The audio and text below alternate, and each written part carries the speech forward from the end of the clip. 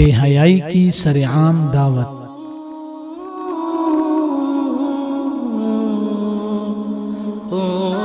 دین اسلام مکمل ضابطۂ حیات ہے۔ اللہ تعالیٰ نے مسلمانوں کے لیے دنیا کے ہر شعبے میں رہنمائی فرمائی ہے۔ حبیب مصطفیٰ صلی اللہ علیہ وسلم نے فرمایا، الحیاء شعبۃ من الایمان، حیا ایمان کا اہم ترین شعبہ ہے۔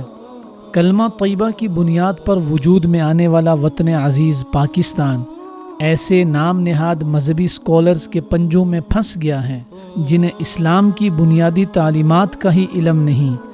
ریٹنگ کے لیے اپنا دین تک بیچ دینے والے ڈاکٹر عامر لیاقت حسین کو سنیے۔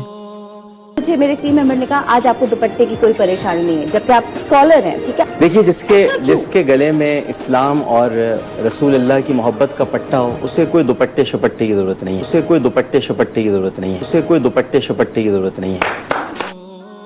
دوسری طرف اللہ رب العزت سورہ احزاب کی آیت نمبر 59 میں فرماتے ہیں، يا أيها النبي قل لأزواجك وبناتك ونساء المؤمنين يدنين عليهن من جلابيبهن ذلك أدنى أن يعرفن فلا يؤذين وكان الله غفورا رحيما۔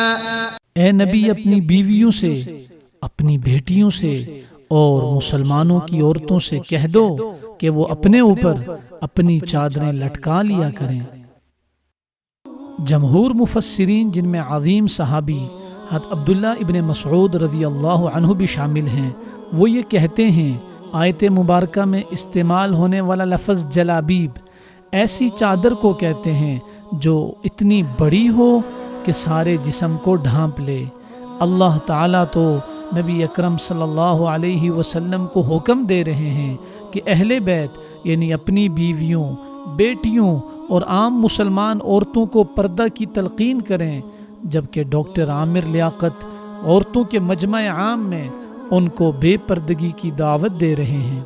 مسلمان ہونے کے ناطے ٹی وی چینلز کے مالکان کا بھی فرض بنتا ہے بے حیائی کو روکنے کے ساتھ ساتھ دینی پروگرامات بھی ایسے لوگوں سے کروائیں جنہیں قرآن و سنت کا علم ہو۔